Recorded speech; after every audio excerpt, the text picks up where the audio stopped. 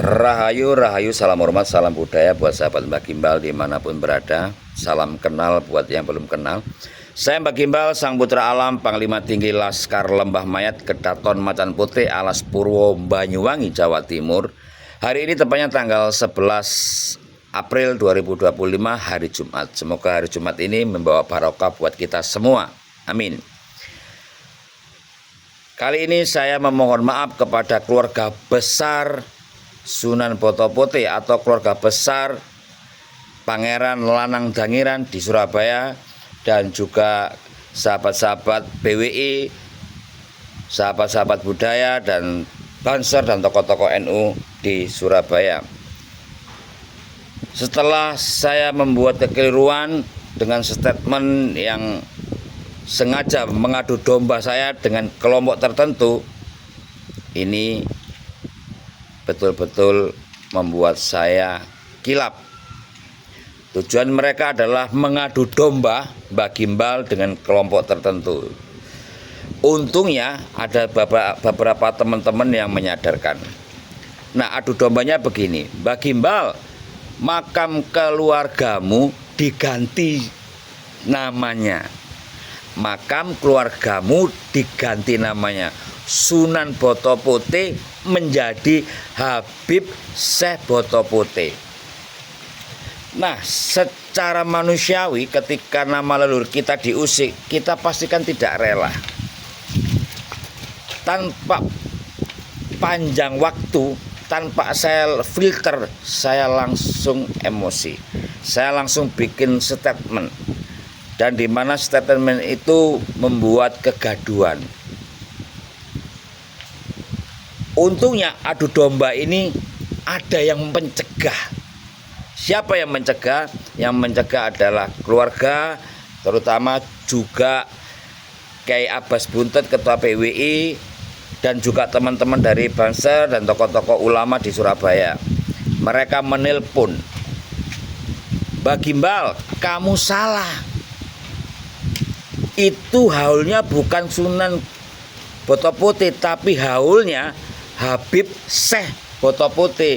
Di dalam makam itu ada dua orang berbeda, Mbak Gimbal. Sunan Boto Putih itu bukan Habib Syekh Boto Putih. Tuh. Nah, inilah yang akhirnya saya sadar, saya ditipu, saya diadu domba. Segera malam itu saya langsung menghubungi panitia haul, menghubungi sahabat-sahabat Habib yang ada di acara haul.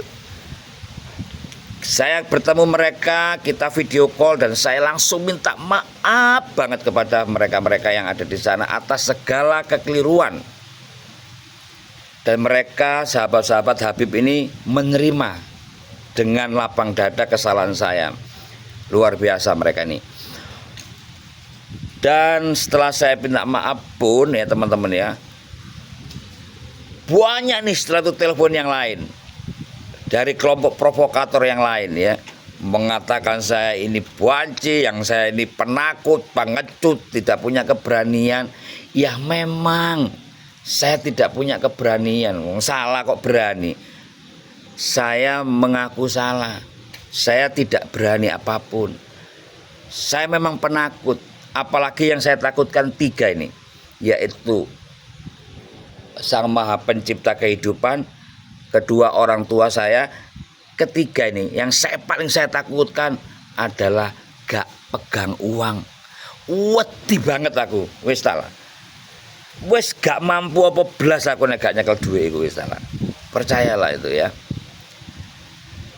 Dah, teman-teman, musuh saya yang terberat adalah diri saya sendiri, bukan kalian, bukan siapa-siapa. Saya nggak mencari musuh ya teman-teman ya. Saya mencari kedamaian, kerukunan. Seperti leluhur-leluhur dulu, mereka memberi contoh sebenarnya kepada kita-kita, tapi kita nggak sadar. Contoh yang paling klasik adalah antara yang Sunan Boto Putih dengan Habib Syekh Boto Putih. Loh, kok bisa mereka berada di komplek pemakaman yang sama kalau mereka bukan saling menghargai, saling menghormati? Nah, ini contoh teladan yang harus kita ikutin. Terus ngapain kita harus bentrok, harus saling menjelekan, saling memusuhi, padahal kita itu harusnya mengikuti jejak leluhur, rukun dan damai, menyebarkan kebersamaan. Nah, sekarang apa yang harus kita lakukan? Sekarang yang harus kita lakukan adalah introspeksi. Kalau ada habib yang ceramahnya kurang sehat, kita wajib mengingatkan, kita turunkan. Habib atau kiai, tokoh ulama, ketika ceramahnya mulai melenceng, wajib semuanya menurunkan juga.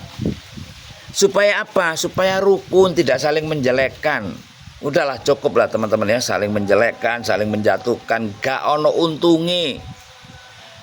Oke teman-teman, ayo kita sama-sama bersinergi menciptakan kerukunan. Ya, karena Islam itu dikenal sebagai cinta damainya. Buktikan, biar yang beragama lain bisa melihat bahwa kalian ini memang Islam yang cinta damai. Oke lur, dan pesan saya sederhana, lakukan kebaikan, jangan merasa hebat, jangan merasa kuat. Hebat adalah ketika hidup kita bermanfaat. Dan kalau salah, akui kesalahan kita, nggak usah malu. Salam hormat dari saya Mbak Gimbal. Rahayu, rahayu. Biarlah indah pada waktunya lur.